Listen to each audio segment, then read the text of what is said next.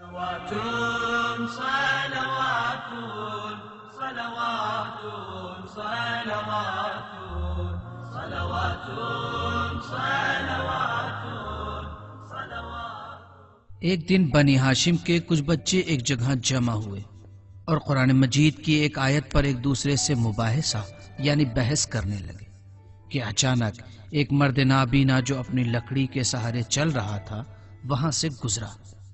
جب اس نے بچوں کی ان باتوں کو سنا تو آگے بڑھا اور کہا، میرے ماں باپ تم پر قربان، تم لوگ کس خاندان سے ہو؟ ان میں سے ایک نے جواب دیا، ہم خاندان بنی ہاشم سے ہیں، کیا ہم آپ کے کوئی کام آ سکتے ہیں؟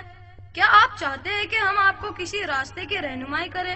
اس بوڑھے مرد نے جب بچوں کے آداب اور اخلاق کو دیکھا تو کہنے لگا، اے خاندان نبوت کے بچوں، کیا تمہارے درمیان زین العابدین کے فرزند محمد موجود ہیں؟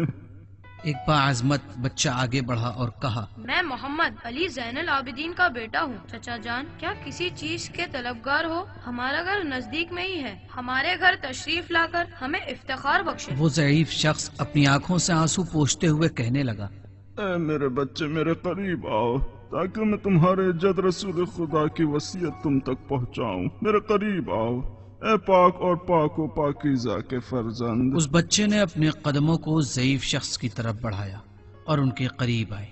اس ضعیف شخص نے بچے کو اپنی آغوش میں لیا اور کہنے لگا، اے میرے بچے، میں جابر ابن عبداللہ انصاری تمہارے جد کے ساتھیوں میں سے ہوں کہ ایک دن رسول خدا نے مجھ سے فرمایا تھا، اے جابر، تمہاری عمر اتنی طولانی ہوگی کہ تم میرے فرزند محمد زین العابدین کے بیٹے کی زیارت کرو گے، اور اگر تم اس سے ملنا تو میرا سلام پہنچانا کہ وہ تمہارا امام ہوگا، اور اسے لوگ باقر کے نام سے جانیں گے کہ جو علم کو شگاف کرے گا۔